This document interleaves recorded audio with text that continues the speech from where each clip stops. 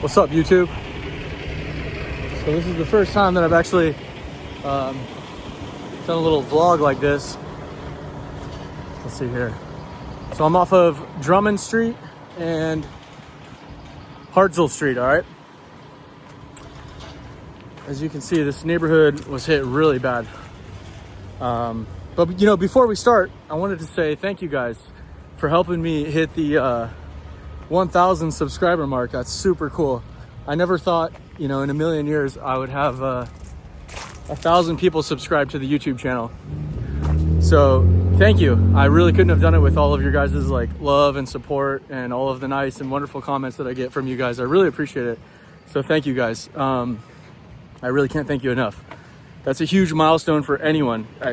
If you think you can do it, hit 1,000 subs, give it a shot. I guarantee you it's gonna be harder than you think.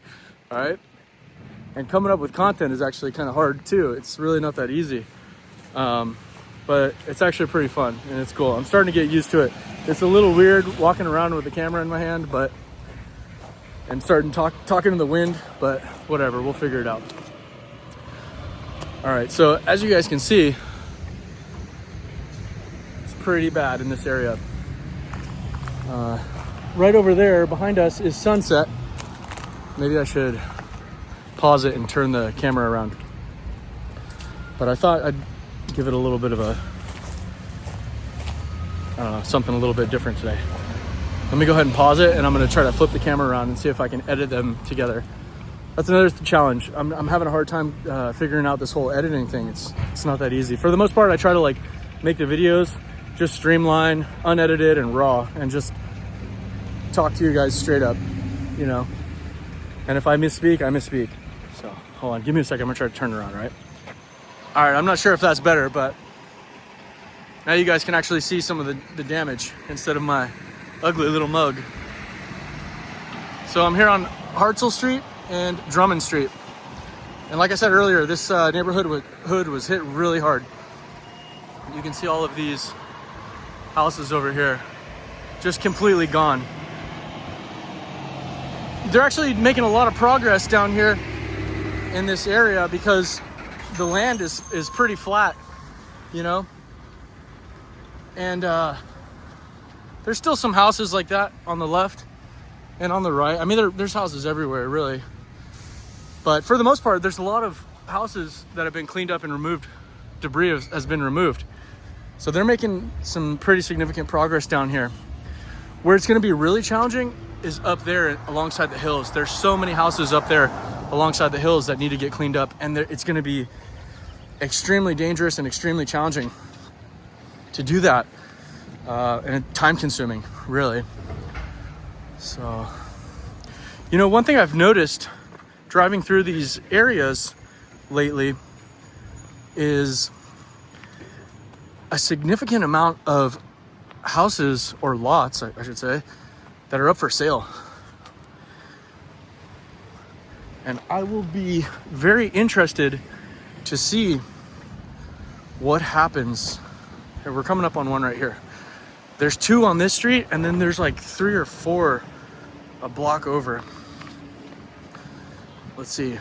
I'll try to get the address. If you guys want to help me, or if you guys are interested, you guys can see what these lots are going for, how long they stay on the market for, etc. So here's one right here. This is 732 Hartselle Street, okay? And it's up for sale. Rodeo Realty. If you guys are interested, check them out. There's like 2 or 3 on this street. We all know, well, I guess we don't all know, but I've said a couple of times on this channel already, I heard on the news not too long ago that land in the Palisades was selling at a significant discount already. Apparently land is selling for anywhere between 10 to 20%, or excuse me, 10 to 30% less than what it was pre-market value or pre-market.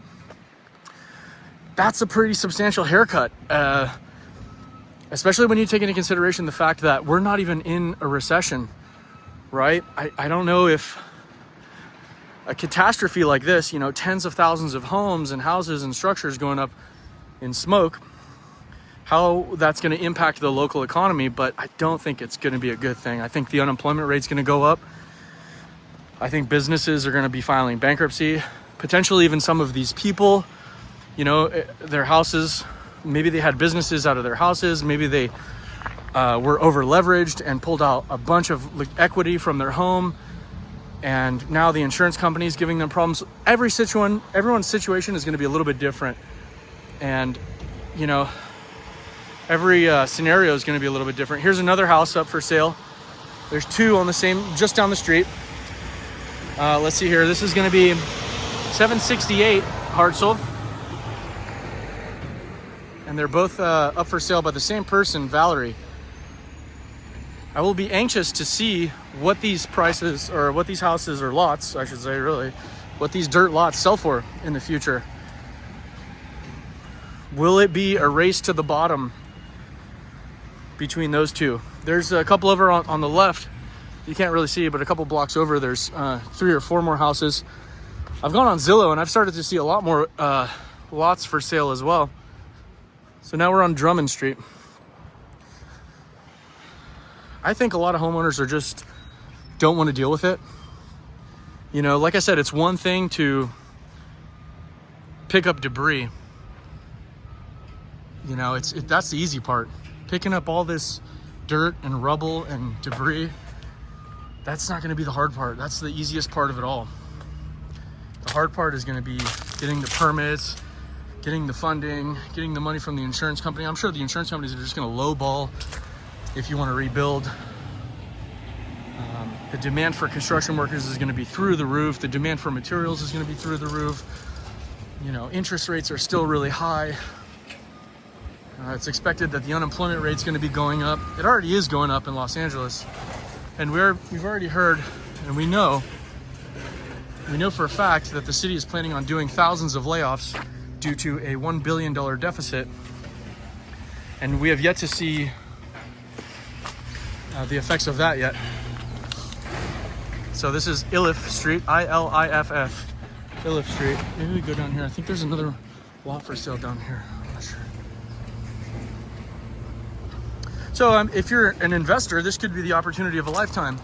You know, if you've been fantasizing and dreaming about purchasing a home in the Palisades for a long time and you haven't been able to do so because you've just been simply priced out, this could potentially be the opportunity of a lifetime for you. Unfortunately, that's just the way that the game is. One man's failure is another man's success. Now, I don't think there's any more houses on this street right here that are up for sale. But if you guys are interested in following that, there's 2 houses right there that are up for sale. And I wonder who's going to sell first. And I wonder how much of a haircut they're going to have to take on the lot. Maybe they don't take a haircut. Maybe they sell it for over market value. I don't know. I guess only time will tell. Let's see here. What do you guys think? Where are home prices going for the Palisades in the future? Where's this headed? You know, on the news the other day, I heard that there have been 2 major lawsuits filed against some of the largest insurers in California. State Farm being one of them, obviously. All right.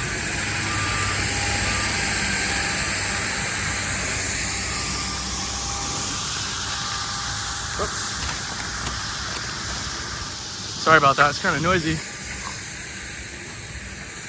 I apologize if the filming is a bit unstable and wobbly and there's a lot of construction going on. I'm gonna cross the street in a second. There's a truck coming. All right, so like I was saying earlier, apparently there's 2 new lawsuits. You can't escape the noise no matter what you do. 2 new lawsuits filed in California.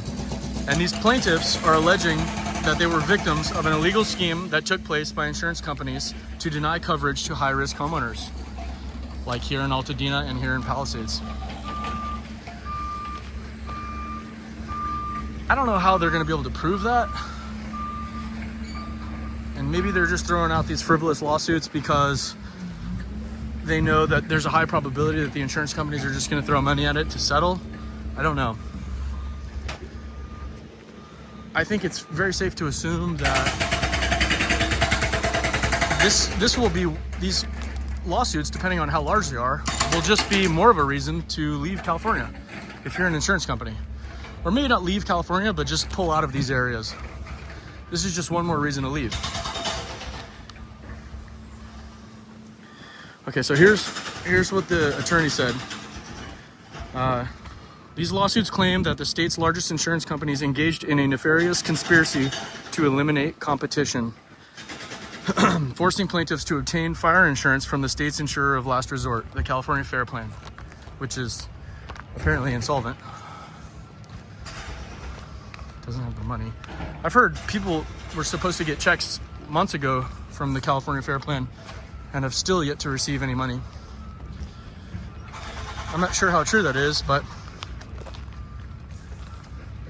if you're one of these residents who's experiencing that, please put it in the comments below.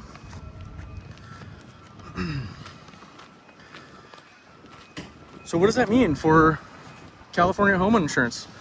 Will there, what is this going to do? These are just two more reasons for the insurance companies to leave. Obviously this isn't going to be incentive for insurance companies to continue selling policies to these wildfire susceptible areas. I think it's going to be that much harder now to acquire insurance. And if you're thinking about changing policies or adding coverage, or I don't know if that's a good idea. I think right now might be a great time to do nothing and just pray to God that your insurance policy that you have doesn't get canceled. Sometimes people overassess the situation and they think that it would be a good idea to start adding additional coverage, and then that can sometimes have a backfire effect. You get in contact with the insurance companies trying to get more coverage or do some changes or whatever, and next thing you know, they're coming up with some ridiculous reason to increase your rates and or cut your policy. So maybe the best thing to do is just to hang tight. This house got hit pretty hard.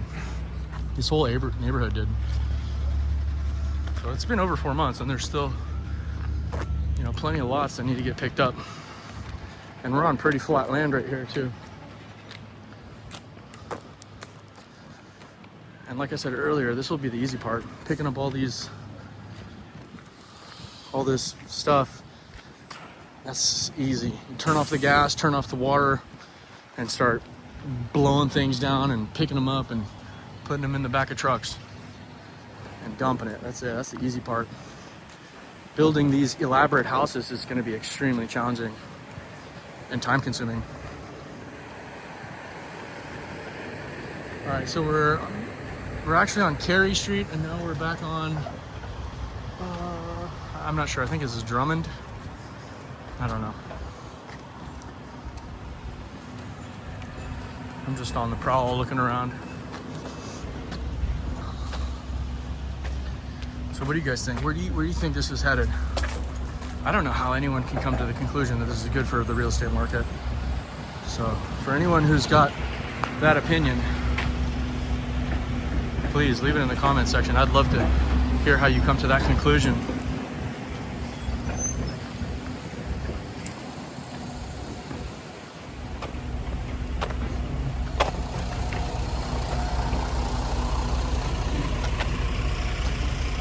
A lot of these lots got picked up though. Okay, so we got another one. We got another house for sale right here, or excuse me, lot for sale by the same realtor. It kind of made, I hate to say it, but I find it to be very coincidental that the same Valerie Richard is selling these houses. If you had 3 different realtors on the job, would that change the outcome? Let's figure out what the address is. If you had 3 different realtors competing to sell a lot in the neighborhood, that could potentially impact prices. So this is 930 Hartsell Street. for those of you who are interested, let's keep an eye on it. See what happens to home prices in this neighborhood.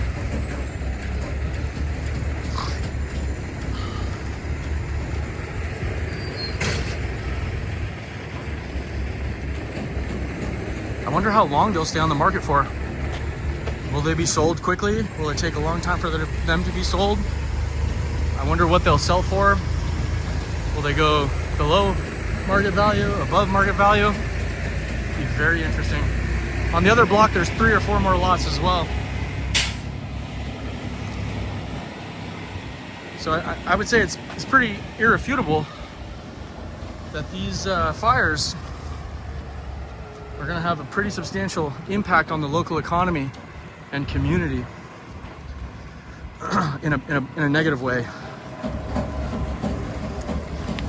What's really a shame is this is all happening at the same time that the city's going to be doing thousands of layoffs. Most of the people that lived in the Palisades aren't city workers, I would assume. You know, these people probably have to make $200,000 and more a year to live in these types of neighborhoods. So here's another lot that's for sale from a different realtor. This will be one to watch. Those other 3 are being sold by the same realtor. This one will be. We're going to compare the prices between this one and the other one. So there's this field group. So this is 1011 Hartzell Street. Empty lot. If you guys are interested, give them a call. I wonder how hard it's going to be for these communities to be able to get insurance. Are they being denied coverage left and right? Or will they be in the future? Now that these insurance companies are getting sued. Everyone's getting sued, by the way. Everyone. The state's getting sued, the fire department's getting sued, the city's getting sued, the insurance company's getting sued. Everyone's getting sued. And it's either going to go on for decades or they're just going to settle. I would assume that in the wrongful death cases, it may just be easier to settle. I'm not sure though. I'm not an attorney. I don't really know what I'm talking about. But I can guarantee you everyone's getting sued. Yeah, so they're making a lot of progress here. Here's another one right here, which is another different realtor as well. So this is going to be in Malfi Estates, 1051 Hartzell Street. Let's keep an eye on this one. So what was that? That was 5. Number 5 houses on this one street. And there's another one up here on the right. So this is Albright and Hartzell. You know, and we've already started to see inventory in California at the highest level, or active listings, I should say, at the highest level since 2019. So this whole narrative that inventory is short, supply's down, it's starting to look more and more like inventory's on the rise. And it's simply because the demand is so low. The mortgage application rate's at a 30-year low. Nobody's buying houses. If you're a realtor and your income depends on selling houses, hey, you're in recession, bro. You ain't selling houses right now, unless you're these people selling lots. So this is 1106 Hartzell Street.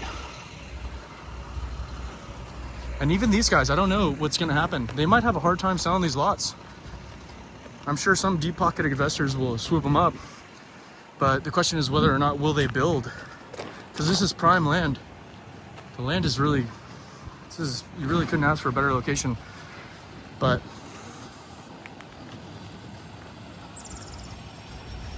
now the question is whether or not these properties will be insurable in the future. Nobody really knows, man. Nobody really knows. Or maybe they are insurable, it's just you're gonna have to pay ridiculous premium, which is just the numbers don't work. Between high interest rates, between unemployment going up and insurance premiums going through the roof, the numbers might not make sense anymore. Even though the location is spectacular. You know what they say, location, location, location. This is some of the best real estate in Southern California.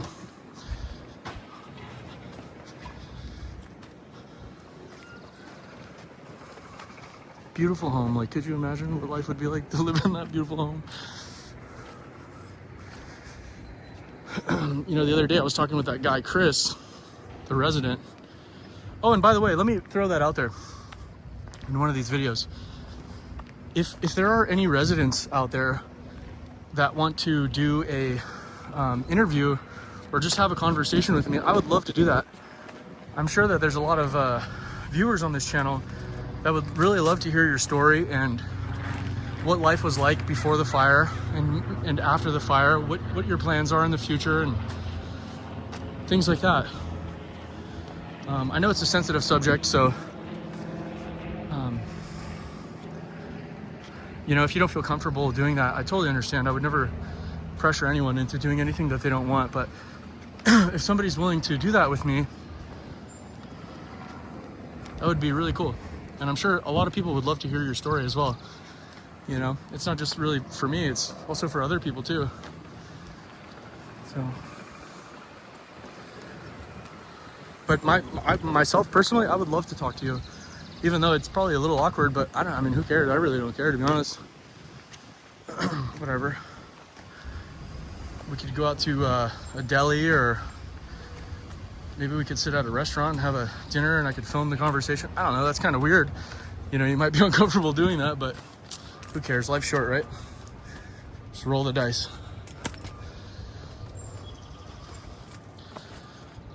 All right. So this one's getting pretty long. Let's see here. All right, so this is Galloway Street.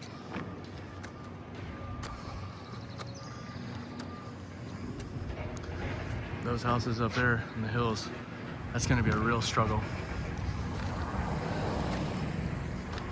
right, I'm gonna start walking back. I probably walked like a mile away now.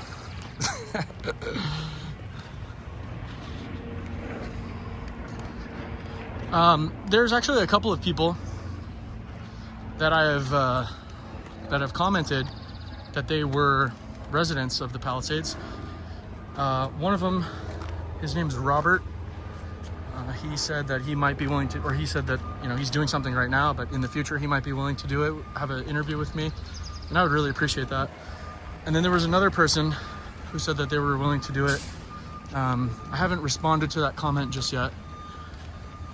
You know, it's actually quite hard to respond to all of the comments. But either way, I'm gonna reach out to both of them and hopefully we can set something up. So for those of you who are wondering, this is Bester Boulevard.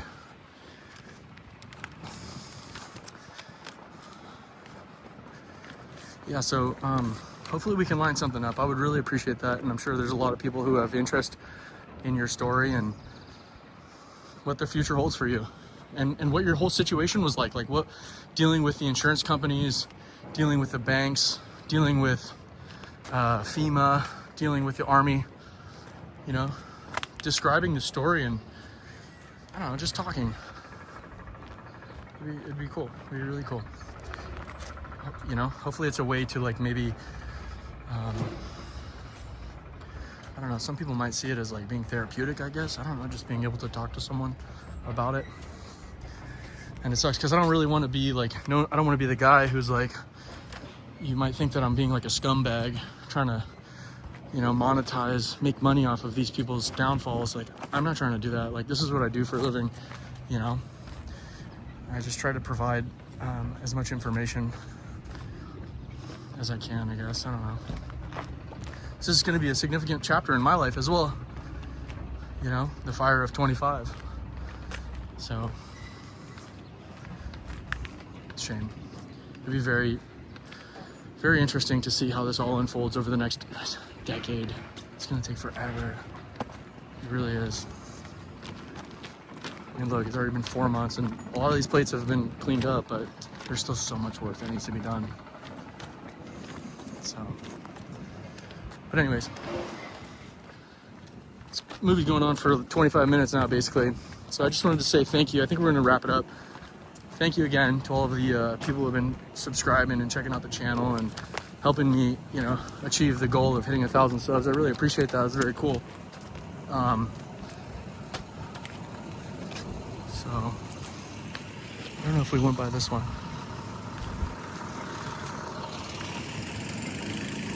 All right, well, until next time, guys. Thanks again. I really appreciate it.